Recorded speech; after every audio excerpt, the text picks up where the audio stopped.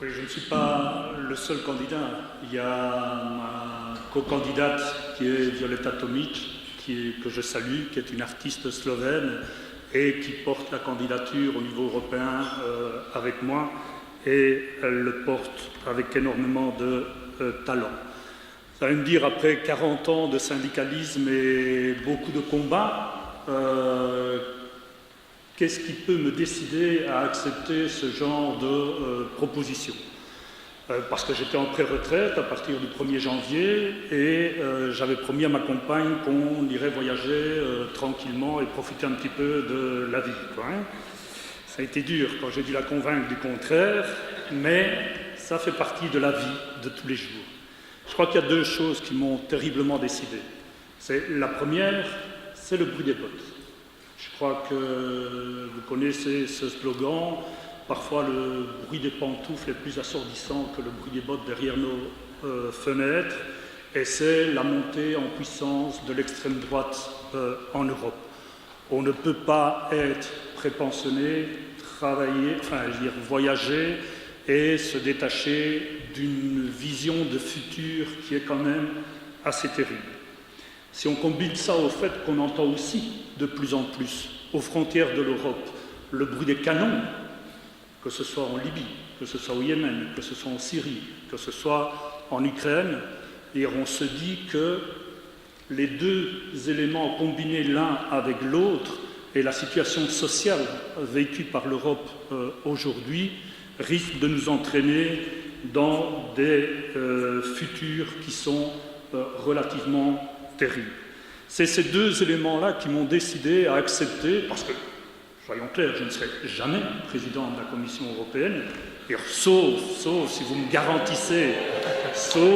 garantissez d'envoyer, comme disaient mes camarades de la France Insoumise, des dizaines de députés au Parlement européen, ce serait peut-être possible. Mais, en attendant, ça va être compliqué. Ce qui m'a aussi décidé, c'est de pouvoir apporter cette parole qui est une parole souvent anonyme.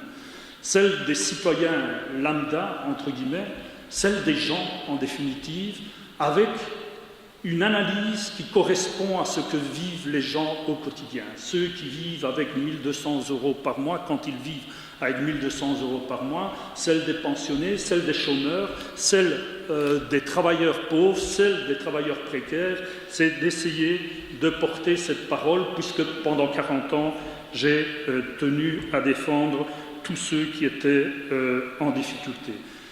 L'austérité qui nous touche depuis maintenant pratiquement une dizaine d'années pour rembourser ce que la Banque centrale européenne a donné aux banques en augmentant l'âge de la pension, en diminuant les prestations de santé, en diminuant les prestations de chômage, mais je ne vais pas faire la longue liste, vous la connaissez parce que vous la vivez pratiquement au quotidien, fait en sorte qu'aujourd'hui, l'Europe est de plus en plus inégalitaire, la vision de l'Europe des gens disparaît, se dissout, ne correspond plus à rien, et on a un repli national qui est extrêmement puissant, extrêmement fort, mais où l'extrême droite est très présente.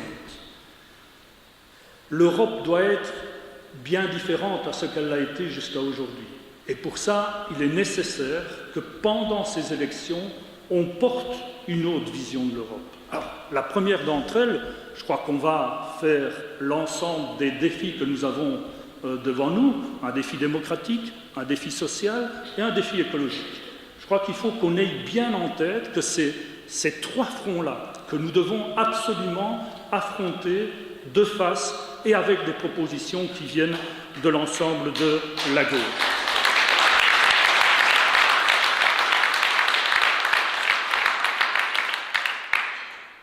Commençons par la question sociale. Est-ce qu'il y a de l'argent pour maintenir nos standards de sécurité sociale et nos standards de vie? Mais bien sûr qu'il y a de l'argent. Je crois qu'on a évoqué tantôt la Banque centrale européenne. La Banque centrale multiplie par 3 son bilan entre 2010 et 2012 sans aucun problème. Pourtant, elle passe par-dessus la jambe toute une série de traités européens, puisque ce n'est pas son rôle, en tout cas, de répondre directement aux besoins des banques. Le Conseil constitutionnel allemand les condamne, rien n'y fait, il continue. Il continue à acheter toute une série de produits sur le marché pour continuer à sauver les banques de la situation. On a parlé de la question fiscale. Alors, il y a évidemment la nécessaire bataille sur l'harmonisation fiscale, mais il y a peut-être aussi une bataille complémentaire à mener en parallèle, c'est celle de la fraude fiscale. Je crois que c'est une université à Londres, c'était dans le journal L'Humanité, qui évalue la fraude fiscale entre 700 et 900 milliards d'euros. Et il donne la liste pays par pays. La Belgique, c'était 30 milliards. C'est des sommes colossales. Est-ce qu'on s'imagine le nombre d'hôpitaux, le nombre d'écoles, le nombre de transports que l'on pourrait garantir à l'ensemble des citoyens sans faire le moindre effort, si ce n'est que les gens payent, enfin les multinationales payent leur tribut au trésor public dans tous les pays européens.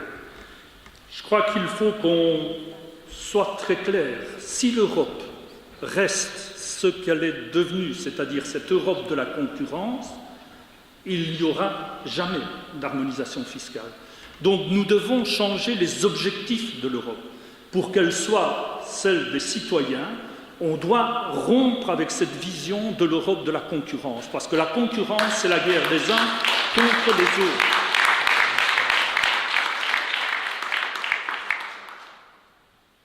Le vote va être important parce que certains de nos concitoyens, malheureusement, vont voter fortement à l'extrême droite, si on en croit les sondages, mais vous n'êtes pas encore mis en œuvre, donc ça va sûrement et fortement diminuer. Mais regardons dans notre argumentation. Qui a fait les lois les plus dures sur le travail? D'ailleurs, on l'a appelée la loi des esclaves. C'est Orbán. C'est Orbán qui dit « vous allez faire des heures supplémentaires, 400 heures supplémentaires, mais on vous les payera dans 3 ans ». Donc ça veut dire qu'on est, avec des partis d'extrême droite, en train de remettre en place pratiquement l'esclavage du monde du travail. C'est aussi en Autriche, où la journée de travail est passée à 12 heures par jour. Voilà ce que fait l'extrême droite quand elle prenne le pouvoir dans un certain nombre de pays. Et que donc, la gauche, nous, ce qu'on veut, c'est la réduction du temps de travail. Ce n'est pas l'augmentation du temps de travail, parce que la vie, ce n'est pas simplement le travail, c'est aussi en dehors du travail. Ce qu'on veut, c'est aussi des âges qu'on puisse aller à la retraite et profiter de cette retraite, avoir des retraites dignes par rapport au boulot qui a été fourni. La droite ne peut pas être... La droite ne peut pas être une réponse à la situation de l'Europe, c'est eux qui nous ont amenés dans la situation où nous sommes. Par contre, l'Europe peut être l'Europe de l'espoir, celle qui permet, et je vais revenir un petit peu en arrière, d'abord on a réussi à réguler le charbon et l'acier, ça remonte à il y a très longtemps, la CECA, pour permettre d'éviter des tensions entre les différents pays européens. C'est aussi celle d'un certain nombre de projets industriels, que ce soit Ariane pour l'espace, que ce soit Airbus. Mais tout ça est sorti de l'initiative publique, pas de l'initiative privée. Le privé, il a son regard tous les 3 mois à la valeur des actions en bourse. Ils ne peuvent pas répondre aux défis. Le capital ne peut pas répondre aux défis du climat parce qu'ils ont leurs yeux rivés aux 3 mois. Je pense qu'en 3 mois, la question du climat ne sera pas réglée. Par contre, eux, ils mesurent à chaque fois l'évolution de leurs bénéfices. Et là aussi, ces multinationales qui sont en pratique à 71% responsables de la pollution sur la planète, continuent, à frauder, mais à multiplier les bénéfices de manière extraordinaire. L'année passée, les bénéfices des multinationales distribués à leurs actionnaires correspondent à 1270 milliards. Alors de nouveau, d'un côté, la Banque centrale européenne qui finance les banques, parce que soi-disant qu'il y a crise, moi je considère que c'est une arnaque. D'un autre côté, la fraude fiscale, 850 milliards, et en troisième lieu, les bénéfices de ces entreprises, 1200 milliards. Entre 2016 et 2017, plus 13%, en 2018, plus 28%. Alors que nos salaires minimums restent tout le temps extrêmement bas. Mais c'est nous qui produisons la richesse pour ces multinationales. Et c'est nous qui sommes dans une situation précaire et non pas leurs actionnaires. Il faudrait quand même à un moment donné qu'on puisse renverser la table sur cette question-là aussi. Je voulais revenir aussi sur la question du climat. Je crois que je suis un syndicaliste, métallo, on a toujours eu cette vision de production, d'aller vers l'avant. Or, pas toujours. Je rappelle quand même qu'entre Florange, le Luxembourg et Liège en Belgique, où on devait fermer les différents hauts fourneaux, les syndicalistes liégeois de la UGTB, enfin mon organisation syndicale, la CGT à Florange et l'OGBL ici, nous avons forcé M. Mittal à ne pas fermer les 29 hauts fourneaux qu'il y avait en Europe, et il voulait enfermer 10 sur les 29, dont ceux de Florange et ceux de Liège. Pendant 3 ans, nous avons réussi à mobiliser l'ensemble des salariés, l'ensemble des sites au niveau européen, pour faire en sorte que l'on redistribue le travail entre les différents hauts fourneaux. Ça a duré 3 ans. La crise arrivant, on est tous retournés à nos pénates nationales et donc on a été tous battus les uns après les autres, et il faut savoir le reconnaître. Il faut savoir le reconnaître. Il faut élargir notre front de lutte, et c'est à partir de ce moment-là qu'en Belgique, à travers les métallos, on a créé ce qu'on appelle acteurs des temps présents. C'est de voir les paysans qui allaient rejeter leur lait devant la Commission européenne à Bruxelles. C'est les avocats qui défendent ceux qui n'ont pas les moyens de payer un avocat, ce qu'on appelle les prodés en Belgique, je ne sais pas comment ça s'appelle ailleurs, mais qui étaient non financés par la ministre de la Justice. C'est aussi toute une série d'artistes à qui on coupait les subventions en Belgique et qui se retrouvaient du jour au lendemain dans la rue. Nous avons décidé d'unir l'ensemble de nos forces. L'ensemble de nos forces à travers acteurs des temps présents, et on a décidé tout simplement non pas de faire des manifs traditionnels, mais d'aller village après village, ville après ville, en marchant et en discutant avec les gens que nous rencontrions dans la rue. Camarades, il y a de véritables perles de solidarité partout. Il y a une volonté de citoyens et des gens normaux de maintenir cette solidarité. Alors, c'est des coups de main, c'est des aides, c'est des associations, c'est de l'autonomie alimentaire autour d'un certain nombre de villages. C'est toute une série d'actions aujourd'hui qui ne sont absolument pas dans les radars des médias, mais où on voit qu'il y a une puissance possible à partir de ce que les gens vivent sur le terrain pour reconstruire des nouvelles solidarités. Alors, ces solidarités, elles sont pour le moment très petites. À nous de faire en sorte que ces solidarités deviennent chaque jour plus grandes, chaque jour au niveau régional, au niveau national et au niveau européen.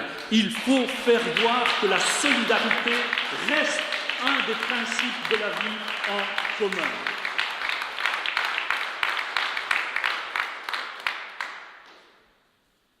Peut-être un peu de provoque. Trump a dit aux mineurs: moi, les accords de Paris, niet, mais je vous garantis de continuer à travailler. De mes camarades aux États-Unis, on a dit, on a ramassé une casquette, c'est une expression très liégeoise, c'est-à-dire qu'on a été battu parce que les mineurs ont dit, au moins lui, il nous garantit un emploi.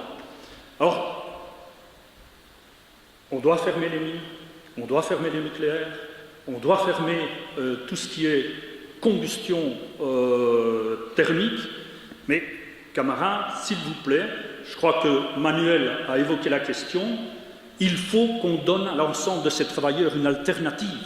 Si nous ne leur donnons pas une alternative, des Salvini, des Orban et des autres, ils vont dire ne vous tracassez pas, nous le nucléaire on s'en fout, c'est sécurisé, ne vous tracassez pas, vous allez pouvoir continuer à travailler dans les mines, et donc ne vous tracassez pas, votre fin de mois est garantie.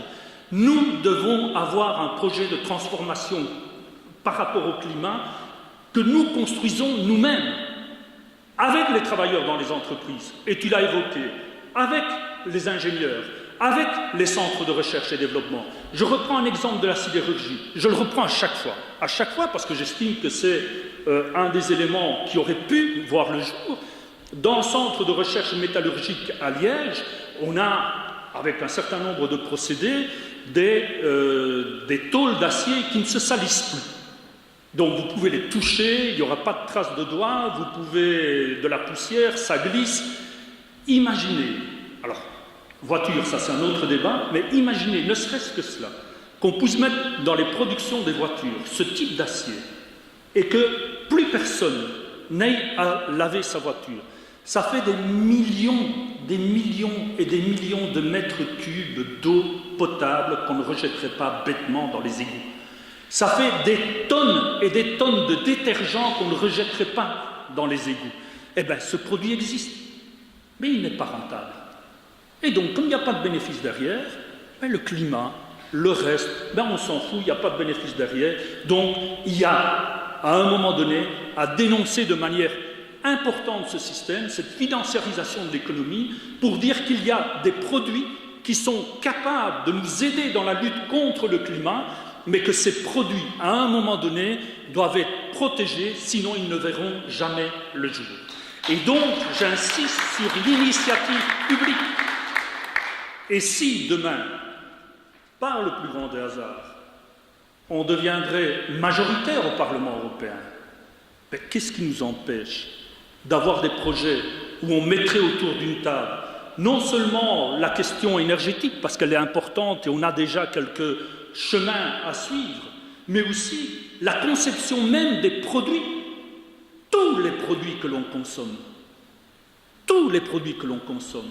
Pourquoi ne pas leur rendre une vie qui puisse être recyclée à la fin de sa vie et qui permette en tout cas une consommation d'énergie qui soit totalement inférieure à celle qui existe aujourd'hui? C'est possible.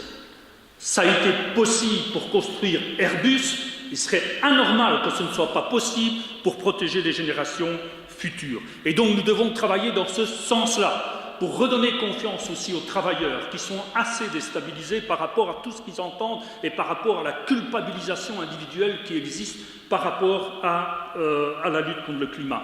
Lier climat et fin de mois est indispensable pour gagner les batailles futures.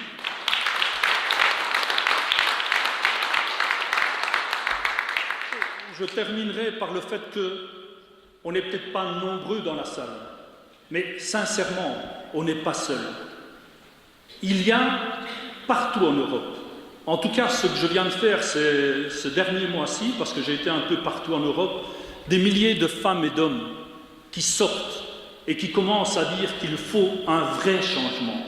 Et le vrai changement viendra de notre gauche, elle ne viendra pas d'ailleurs. Dites-vous bien que pour le reste, c'est la continuité. Je vous invite simplement à voir le débat d'il y a 4 ans des candidats avec Schulz, Juncker, Verhofstadt et d'autres. C'est exactement le même discours qu'ils ont aujourd'hui. Qu'ont-ils fait pendant 5 ans?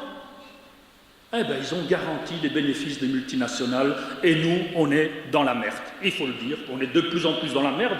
J'étais assez heureux du témoignage au début des prises de parole parce que souvent, je prends l'exemple de mon fils, son avenir va être plus difficile que le mien. Il a 33 ans et son avenir va être beaucoup plus difficile que le mien sur la pension, sur la sécurité sociale, sur les soins de santé, sur le chômage, sur tout ce qui a fait, entre guillemets, notre prospérité. Donc, nous ne sommes pas seuls. La gauche italienne s'est rassemblée il y a 15 jours à travers la Sinistra. En Allemagne, Die Linke essaye de rassembler aussi, et même si nous sommes divisés avant les élections, rassemblons-nous après les élections, parce que c'est indispensable pour qu'on ait une force de frappe au Parlement européen qui nous permette des avancées. Merci à vous.